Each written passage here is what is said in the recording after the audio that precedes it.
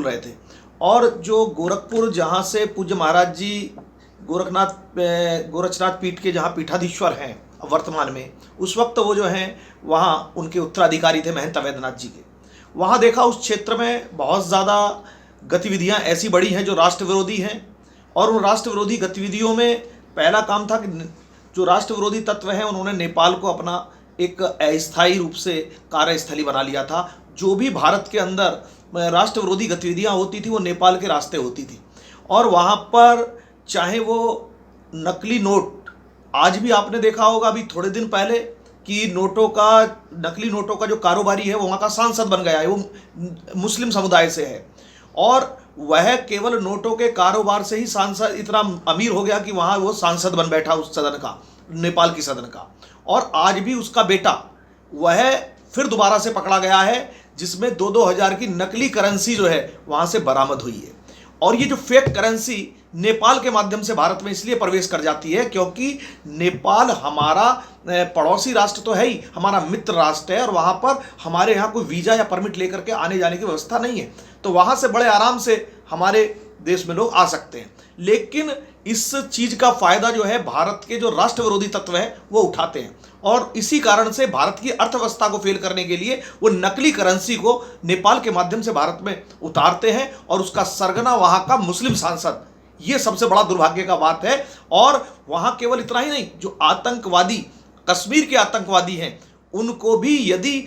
कश्मीर भेजना होता है तो उसके लिए भी यही रास्ता अपनाया जाता है, या जो भी टेरर फंडिंग होती थी वो वहाँ से होती थी नेपाल के माध्यम से। और इसके अलावा जो लड़कियाँ थी, जिसे हम कह सकते हैं मानव तस्करी,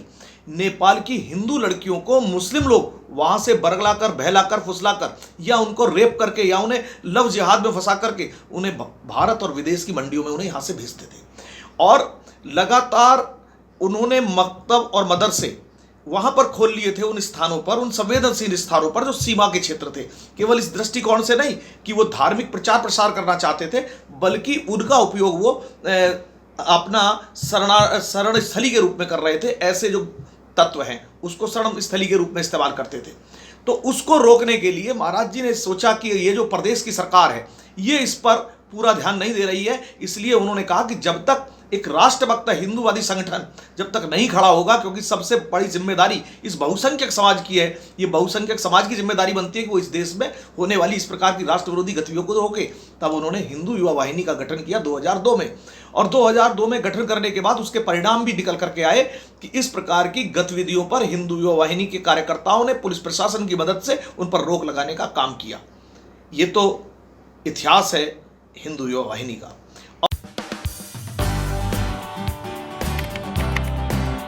सब्सक्राइब कीजिए हमारे YouTube चैनल को और प्रेस कीजिए इस बेल आइकन को ताकि आपको मिल सके हमारी लेटेस्ट वीडियोस सबसे पहले। और रही बात, आपने अभी दूसरा प्रश्न किया था कि जो राजनीतिक गतिविधियां वर्तमान में चल रही हैं, जो गठबंधन एक बना, तो ये गठबंधन वास्तव में नापाक गठबंधन कहूंगा मैं इसको, जिसका ना कोई दिशा थी, ना कोई नीति थी,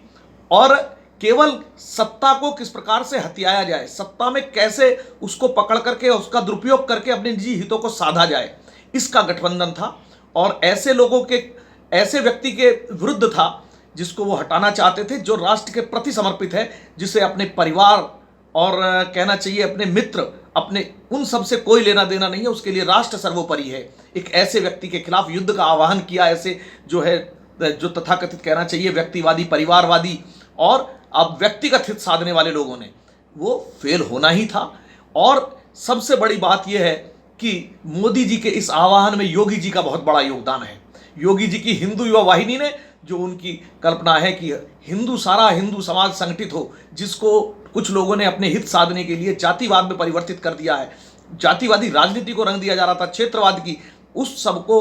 तोड़ने का काम, वो उस सब मिथक को तोड़ने का काम मोदी जी के साथ योगी जी की बहुत बड़ी भूमिका इस काम में रही है। और इसीलिए ये गठबंधन की बात लोगों को समझ में आई कि ये गठबंधन, क्योंकि आज जमाना वो नहीं है जब केवल ऑल इंडिया रेडियो हुआ करता था, जिसे इंदिरा रेडियो कहा जाता था, जो वो कहता था वही सत्य माना जाता था, समाचार पत्र जो कहते थे वही सत्य माना जाता था। लेकिन आज मीडियाओं में भी कंपटीशंस है, और मीडिया के साथ साथ सोशल मीडिया ये इतना बड़ा देन है इस समाज के लिए कि उसने सब कुछ जाना कि लोग जो कह रहे हैं उसमें सत्यता क्या है, वास्तविकता क्या है, और ये मिथक टूटे। तो ये जो आप उत्तर प्रदेश की राजनीति से संबंध रखते हैं, हिंदू विवाहिनी से संबंध रखते हैं, जो मेरठ लोकसभा सीट थी, अंतिम चरण में अंतिम क्षणों में योगी जी ने यहाँ पे सभा करी, उसका केवल प्रभाव मेरठ सीट पर ही पड़ा या उसके आसपास की सीटों पर भी पड़ा जहाँ से भाजपा विजय होकर आई है?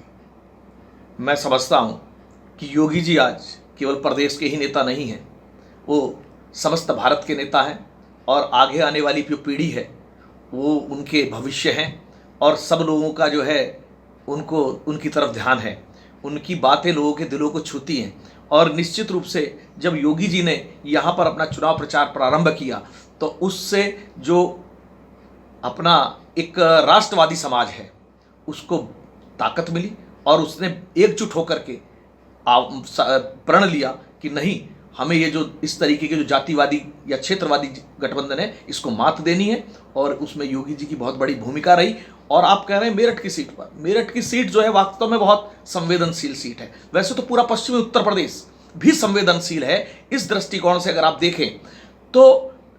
जो लोग बात करते हैं कि भाजपा मुस्लिमों को क्यों नहीं देती, तो मैं आपको बताना चाहता हूं, आज हमारे प्रधानमंत्री भी कहते हैं कि हम उनका विश्वास लेकर के चलेंगे, लेकिन विश्वास कहां चला जाता है? जितनी भी योजनाएं केंद्र सरकार की थी उसका यदि किसी ने सबसे ज्यादा लाभ उठाया तो वह भारत के अल्पसंख्यक समुदाय ने उठाया है। लेकिन जब वोटिंग की बात आई तो ये लोगों ने एकजुट होकर के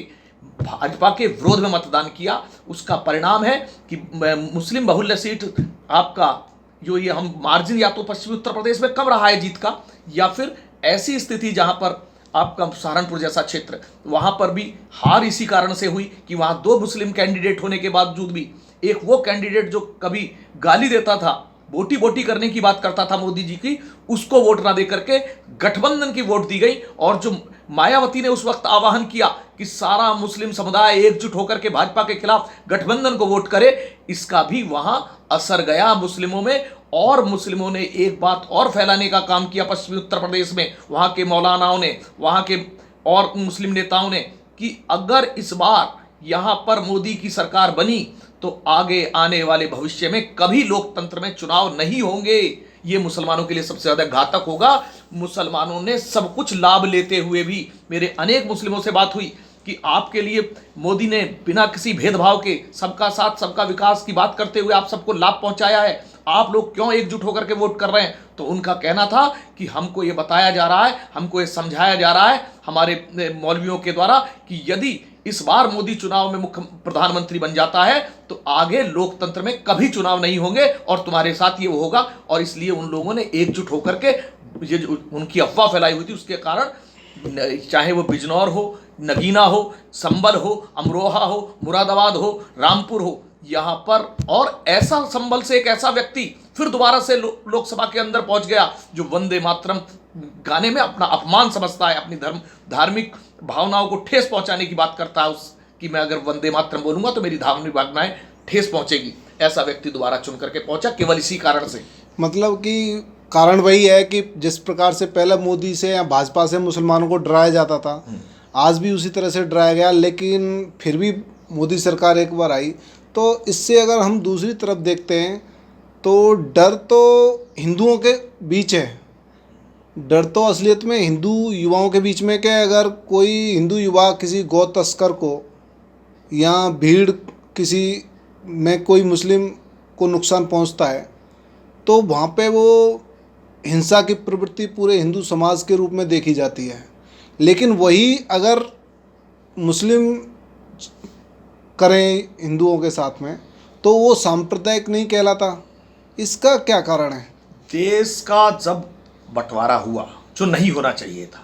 तो सबसे बड़ी मॉब लिंचिंग यदि कहीं हुई तो 1947 में हुई। उससे बड़ी मॉब लिंचिंग कहीं नहीं थी जिसमें हिंदुओं को सामूहिक रूप से करोड़ लाखों की संख्याओं में कत्लेआम किया गया। और इससे बड़ी मॉब लिंचिंग, मैं कहता हूं, लोग हिटलर को बदनाम करते हैं, इतनी हिटलर के समय में जर्मन में नहीं हुई जितनी भारत के बंटवारे के समय भारत के अंदर मॉब लिंचिंग हुई। और उस मॉब लिंचिंग का सबसे ज्यादा अगर कोई शिकार हुआ है 90% तो वह हिंदू समाज था। लेकिन ये तब से वो परंपरा पड़ी हुई है कि यदि बहुसंख्यक समाज के साथ कोई ऐसी बहुसंख्यक समाज इस प्रकार की कोई दुर्घटना हो जाती है उसके हाथों, तो उसे मॉब लिंचिंग का नाम दिया जाता है। लेकिन जब वही कुकर्म मुस्लिम समुदाय के द्वारा हिंदू समुदाय के व्यक्ति के साथ किया जाता है, तो सारा मीडिया, सारे समाचार पत्र और ये तथाकथित धर्मनिरपेक्षवादी जो अपने आप को गांधी का अनुयायी कहते हैं, शायद उसी कारण से, क्योंकि सन 1947 में मॉब लिंचिंग हुई थी, उसके बाद जो अगर कोई दूसरी मॉब लिंचिंग हुई है बड़े पैमाने पर, तो वह हुई है सन 1983 में, जब हमने इंदिरा गांधी की मृत्यु के बाद सिखों का कत्लेआम किया गया, मॉब लिंचिंग, उस पर कोई प्रश्न चिन्ह नहीं लगा। 84 में जो हुआ तो उस पर भी कोई आज तक प्रश्न चिन्ह नहीं उठाता। मॉब लिंचिंग एक दुर्घटना है और वो भावावेश में होती है, लेकिन वो नहीं होनी चाहिए, चाहे वो किसी के भी साथ हो। जो व्यक्ति है, हमारे देश में कानून का राज है, हमें करना चाहिए, अगर इस प्रकार का कोई अपराधी तत्व है तो हमें उसके बाद उसे पकड़ करके पुलिस के सुपुर्द कर देना चाहिए या पुलिस को उसकी शिकायत करके उसे गिरफ्तार कराना चाहिए। लेकिन एक झूठी घटना आप देख रहे हैं, अभी घटना घटित हुई है आपके गुड़गांव में, जिसको प्रोजेक्ट किया गया एक समाचार एजेंसी है उसके द्वारा, और उसको जो है ये बताया गया कि उसकी टोपी उछाल दी गई, उसको जो है जय श्री राम के नारे लगाने की विवश किया गया। लेकिन जब उसकी रिकॉर्डिंग आती है तो पता चलता है कि उसमें उसके साथ कुछ नहीं हुआ। एक तथाकथित धर्मनिरपेक्षवादी अपने आप को कहने वाला एक समाचार समूह उसको बदनाम करने के लिए सबसे ला करके बिना किसी जांच पड़ताल के उसे अपने टीवी चैनल पर बैठा लेता है और उसको डिबेट्स करता है ताकि हिंदू समाज को मॉब लिंचिंग के नाम पर बदनाम किया जाए। लेकिन वो भूल जाता है कि मथुरा के अंदर जो मॉब लिंचिंग हुई,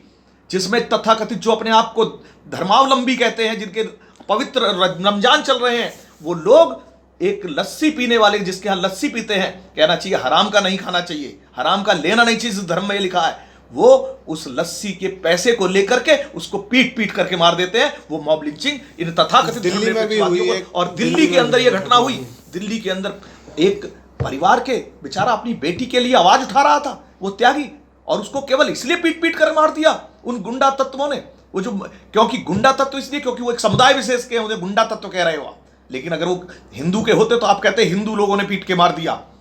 मैं कहता हूं कि ये जो सोच है, ये जो अवधारणा है, ये इस चुनावों में इसको जनता ने अस्वीकार कर दिया है। लेकिन उसके बावजूद भी अगर ये वो चाहेगा कि उसी पैटर्न पर वो चलेंगे, तो उनको, ऐसे लोगों को समाज, बहुत बड़ा बहुसंख्यक समाज उनको नकार देगा और उन्हें उस पर राजनीति के हाशिए पर ला देगा। लोग समझ रहे थे जब कांग्रेस ने देशद्रोही धारा अपने हटाने का अपना घोषणा पत्र में डाला, तो कुछ लोगों का कहना था कि अगर कांग्रेस आई तो पाकिस्तान का जो इस्लामीकरण भारत का करने का जो सपना है, जैसे गजवाए हिंद